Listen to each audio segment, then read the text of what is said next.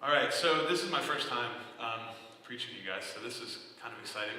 So I wanted to look sharp, so I wore my sharp pants. I know, right? Thank you. Thank you. So you don't have to change my professional review there, Doug. Everybody loves it. Everybody loves it. All right, so I'm going to start with a quote from the Journal of John Wesley Powell. He says, "We are now ready to start our way down the great unknown. We have unknown distance yet to run, an unknown river yet to explore. What falls there are, we know not. What rocks beset the channel, we know not. What walls rise over the river, we know not. With some eagerness and some anxiety and some misgiving, we enter the canyon below." This is one of the first things that I heard when I started learning about youth ministry in college. It's one of the first quotes in our first book. But it kind of talks about this adventure of ministry, this adventure of life, and how it's just completely unexpected. So I thought it was a good thing to start with. Next, I want to read to you guys from Ephesians chapter 4, verse 1 through 6.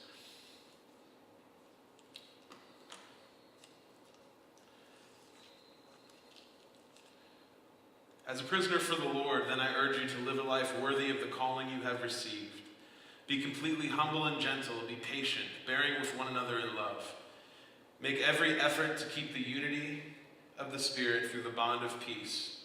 There is one body and one Spirit, just as you were called. There's one body and one Spirit, just as you were called to one hope when you were called. One Lord, one faith, one baptism. One God and Father of all, who is over all and through all and in all. But to each one of us grace has been given as Christ appointed it. This is why it says, when he ascended on high, he led the captives in his train and gave gifts to men. And what does he ascend mean except that he also descended to the lower earthly regions? He who descended is the very one who ascended higher than all the heavens, in order to fill the whole universe. It was he who gave some to be apostles, some to be prophets, some to be evangelists, and some to be pastors and teachers, to prepare God's people for works of service, so that the body of Christ may be built up until we all reach unity in the faith and in the knowledge of the Son of God, and become mature, attaining to the whole measure of the fullness of Christ. Then we will no longer be infants tossed back and forth by the waves and blown here and there by every wind of teaching and by the cunning and craftiness of men in their deceitful scheming. Instead, speaking the truth in love, we will in all things grow up into him who is the head, that is Christ. For him the whole body, joined and held together by every supporting ligament, grows and builds itself up in love as each part does its work." So answering the call of the wild, I kind of added "of the wild" to the end of it to make it a little more jazzy like my pants are, because I like things to match. I know, right? So the call, I don't know if any of you guys have ever experienced one of those things where you truly feel like you're in the right place at the right time, with the right group of people, and honestly, things would never have gone the way they went if every single person wasn't there that was supposed to be there. When you were called to be in a certain place at a certain time. Or when you're in the situation when there's someone that's hurting, when there's someone that really needs someone to talk to. And truly, you're the perfect person for them to talk to, the perfect person for them to truly release the hurt that they have inside. God puts us in situations like this and calls us to situations like this because that's what God created us for. God created us to be used for something greater than any plan that we might have. So we're all called to do things from time to time, whether we realize it or not. We can be thrown in situations that we may never realize the impact that we've had from that situation. But there's always someone, there's always a reason for us to be there. So real quick, I'm going to share with you guys a little bit of my call, of my story, what brought me here. So I started going to church when I was probably about this high, which I know it's hard to believe that I was ever this high. But I think my head was still this size when I was that high. At least that's what my mom tells me. She said it wasn't a great experience. But anyway, moving on, we're going to go back to my mom in a second. So I grew up in the church, and I was about a year old. I was baptized at Wesley Freedom United Methodist Church. Now I remember one day in particular, growing up, going to Sunday school every day. I remember they had these little signs above the doors that had a big K on it for kindergarten and a big 1 on it for first grade. And I remember realizing that, oh, I go to the one with the K when I was in kindergarten. It was just the biggest realization ever for a kindergartner, I know. So I remember one day in particular, I was probably about 10 years old maybe at the time. I really wanted to sleep. You know, I'm 10 years old, I'm getting, I'll start middle school, just like, I gotta sleep in. I'm tired of waking up at 9 o'clock on a Sunday morning, which I woke up at 6:15 today. It was, so 9 o'clock Sunday morning was just ridiculous to me as a 10-year-old. So I decided that I was going to fake sleeping in. And when my mom came to wake me up, I would just pretend like I was asleep, and she would eventually get tired of trying to wake me up and just let it go. So I remember distinctly her saying, okay, whatever, and walking out of the room, and I was still with my eyes closed like this, probably. She comes back in, and I hear her walking back in, not realizing what she was about to do. She had a nice big glass, about this big, full of water, that she proceeded to just dump on my head to wake me up in the morning. That's the first time I was ever woken up with water. Won't be the last, especially in youth ministry, I'm sure. But that's like just one day in particular, kind of going through my Sunday school years. I just remember not really wanting to be at church, not really wanting to be at Sunday school. It was early in the morning, it was kind of dumb. I remember all those little, like, almost newspaper-like booklets that you're told little Bible stories, little kid stories like Noah's Ark and, the burning bush and, all the animals and all the great things, the Noah's Ark with animals and awesome stuff. We didn't really talk about the flood and everyone dying.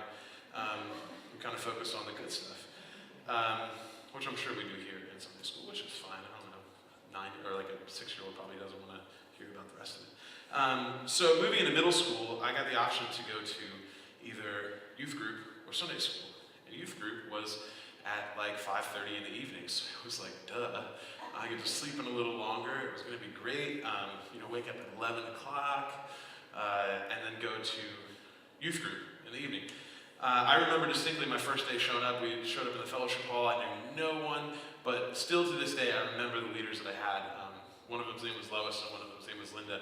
And to this day, I just still remember the impact that they had in my life. So for those of you that do help out with youth, whether you're a teacher or a volunteer,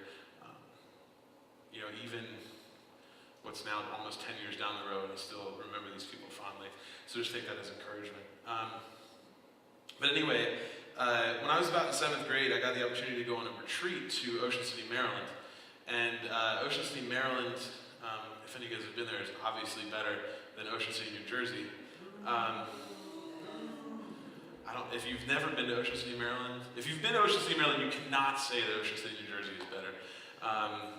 But anyway, so it was this big conference called Rock in Ocean City, Maryland, and it was for all the Methodist churches in the Baltimore, Washington conference. So any youth program through them was invited to come to this conference in Ocean City at the convention center. And there was probably about 5,000 people there or so. And there was this awesome speaker named Reggie Dabbs.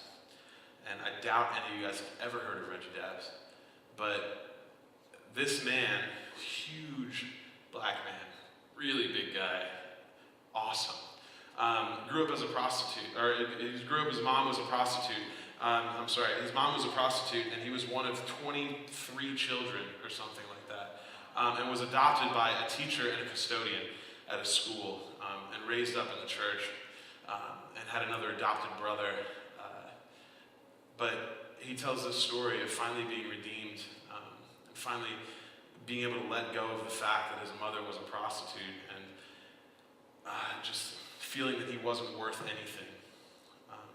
And through his stories and through that weekend, I was able to finally realize what it really meant to be a Christian. Finally realize that it was for real, that it wasn't just some story of animals climbing into this big boat that, at that point in 7th grade, I was like, there's no way they could build a boat big enough to hold that many animals. But I finally realized that this faith that I had was more than just stories. It was more than just something that happened on Sundays. So after this, I was just so excited to be part of the church, to start going. I started going in the morning as well, it had to be an impact on my life. I started going in the morning as well. Doug can tell you that Tuesday morning with our staff meeting, it's just, oh my gosh, sometimes it's unbearable. No offense to Doug, but for me, I'm just but anyway, mornings aren't my thing, as you can see. So through that, I got involved in confirmation. I moved to, just kind of getting involved in everything I could. In high school, I started playing in the band. I actually started playing drums. It was the first thing I started playing. And kind of progressed from there. The summer after my freshman year in high school, we went on a mission trip to Brooklyn. Now, I'm not at my call yet, necessarily. I'm kind of getting close. We went on a mission trip to Brooklyn, New York. We stayed in this church in not the best neighborhood. The church had, an iron fence, probably about yay high, all the way around it. They locked up at night. Up in the basement, you could hear the subway going on the subway tracks every probably 20 minutes or so. But every morning when we were there in this church in downtown Brooklyn, every morning we would have an hour of quiet time, which, I was already tired as it was early in the morning. I think God uses early in the morning to just really pound stuff into my head. As I'm saying this, I'm realizing this. But early in the morning, probably 7 to 8 o'clock before breakfast, we had an hour of quiet time, and we were told we could not fall asleep, that we had to stay awake. So I'm sitting there, probably, if this was the church, I was sitting just down on one of these steps right here, kind of going through this book and filling out the questions and, reading whatever Bible I found at that point, and just kind of praying. And I kind of got to this point where I thought to myself, these devotions that we're doing have to be kind of written by someone or thought of by someone, and I feel like that's something that I could do. And this thought just jumped in my head, and I was like, there's no way I can do this. This is ridiculous. At this point, I wanted to be a chef. I was like, I'm going to go cook stuff, go to culinary school, I'm going to be able to eat whatever I want. It's going to be awesome. And I still love to cook. It's awesome. But God had other plans. So I went through this kind of just really quick kind of jab in the back of my head when I was in Brooklyn to just really kind of focus on maybe there's a plan that God had for my life. Well, after that, I went to this thing called Chrysalis. It's another retreat. I kind of felt that call again, and finally, I was driving by my church one day, thinking about, I moved from being a chef to the idea of doing computer science or something like that, and drove by my church one day and thought to myself, there's no way that I could ever sit behind a desk for 8 hours a day, 5 days a week. And for some reason, the idea of my youth pastor jumped into my head. So I did a job shadow, went to Eastern University, majored in youth ministry, and finally was able to live out the calling that God had set on my life back in my freshman year, and which is what brings me here today. But we're going to move on from my calling and kind of talk about what it means to be called. Not everyone is going to be called to ministry, just like not everyone is going to be called to be a missionary or a pastor or an accountant or a fry cook at McDonald's or a CEO of a Fortune 500 company, but every one of us here is called to do something. And I know what you're all thinking, well, I have it figured out. I know what I'm supposed to be doing. I'm doing it right now. I've been doing it for years. I have no intention of changing anything right now, which is fine, okay? If you're set in that and you really honestly think that that's what you're called to, then keep at it, because you might be where God wants you to be. But I just want this kind of message right here to challenge you to think about where you are, and maybe that God is pushing you somewhere else. Every plan that God has for us is awesome. We look at Jeremiah 29:11, "For I know the plans I have for you, declares the Lord, plans to prosper you and not to harm you, to give you a hope and a future." God's plan is to give us so much more than we could ever plan for ourselves. So there are 4 aspects to a calling, and this is the 4 points. I learned about points from Doug's sermons. So there's 4 points in this, the 4 aspects of the calling. The call to be a Christian, the secret call, the providential call, and the ecclesiastical call. We'll real quick talk about the call to be a Christian. This is a call that everyone receives, but maybe not everyone answers. And this is actually really funny. I was reading about this today. There's kind of 2 ways to look at this. There's 2 types of being called to be a Christian. There's the alarm clock, boom, wake up call, which is kind of like this guy right here. That's kind of like how I look in the morning. That almost looks like me, actually, now that I see it. It's not. I Google imaged it.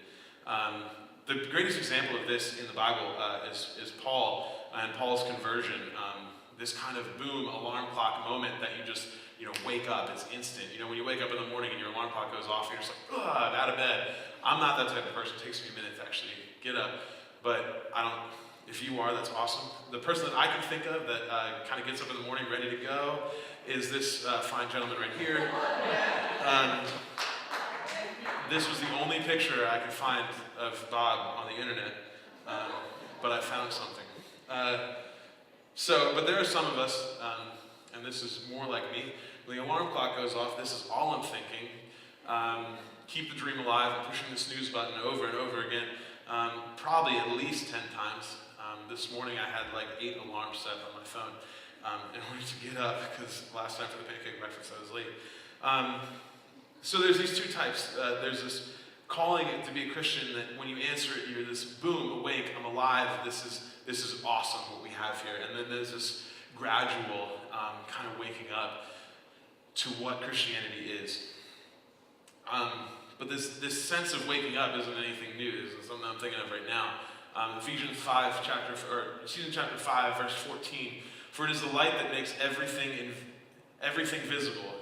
This is why it is said, 'Wake up, O sleeper, rise from the dead, and Christ will shine on you.'" Which is a verse from Isaiah 60. All right, now, real quick, run out of time. The secret call. This is this annoying, nagging, sometimes reassuring, but mostly badgering or prodding call that we have to maybe do something different than what we were originally intending. This is the first time that I felt it in Brooklyn, this kind of like, wait, there's no way I could do what you're telling me to do right now. But this secret call is something that everyone gets at some point in their life. Sometimes we just need to open our ears and hear it. My professor for youth ministry, Duffy Robbins, said, don't wait for a roadmap, start moving and let God lead. This is just really just kind of opens just what it means, what the secret call means to me, this idea that this inner sense of call, and it's not that we're supposed to sit there and wait for God to show us the path, or wait for God to show us this map. We're just supposed to kind of start going. Even though it's very difficult, just start going in a direction when we know that there might not be anything like, waiting for us on the other side. So this secret call that we get, Moses got this call a little bit louder with the burning bush. And we know that Moses kind of like questioned God. And we know that in the first verse in Isaiah, that Isaiah questioned God, like, how can you send me to do these things? But in the beginning of Corinthians, 1 Corinthians 26:29, says, brothers and sisters, think of what you were when you were called. Not many of you were wise by human standards. Not many were influential. Not many were of noble birth. But God chose the foolish things of the world to shame the wise. God chose the weak things of the world to shame the strong. God chose the lowly things of the world and the despised things and the things that are not to nullify the things that are, so that no one may boast before him. So we might not be called necessarily to do the things we're good at, but God will give us the power to do the things that he asks us to do. Real quick, providential call is the idea of a call that when you actually start doing something and you realize that God put you there for a reason, this is when you get that feeling that you know that you're where you're supposed to be. When by example you were able to see that God put you there. And the ecclesiastical call, this a lot of the times applies more to church leaders. When a church leader such as Doug would get ordained, it's kind of like the stamp of approval by the community. Now, the closest thing like this to secular society would be what I was thinking of, would be maybe a politician who the stamp of approval was the community electing him to office. Or maybe getting a promotion type of thing. So my final question, what does this mean for us? Now honestly, when you're talking about calling, it's so easy to drown out that voice, that secret call. It's so easy to put it aside. It's so easy to just be like, yeah, right, you're going to use me. Use that guy over there. I'm heading this way. I know you want me to go that way, but I'm out here. So our lives are so busy, are so loud, are so full of just distractions that we rarely are able to get that secret voice, that still voice. It says in Matthew chapter 6, verse 6. It says, but when you pray, go into your room, close the door, and pray to your Father who is unseen. Then your Father who sees what is done in secret will reward you. We're all told that, you're supposed to pray every day, but I know it's much more difficult to say that you're going to pray every day than actually pray every day. I know it's something that I struggled with for years and still struggle with from time to time. But when you pray and when you actually sit there and listen to God, listen for that secret call. Listen to what God really, truly wants you to do. And maybe you're there. Maybe that's exactly what you're doing, but maybe there's one other thing, or two other things, or maybe it's a complete lifestyle change that God is calling you to. Too often I think we sit in church and just listen to the sermon and walk away thinking, oh, that was great. Good inspirational message. And I'm not saying that I'm good at this, but I just want you guys to actually think about something and maybe do something about it. So when I heard on a church floor in Brooklyn, New York, that God wanted me to do this, that God wanted me to be in youth ministry, I ignored it for 3 years, pushing it aside, burying it down. And my plea, my beg of you is to not wait that long. Don't ignore what God is calling.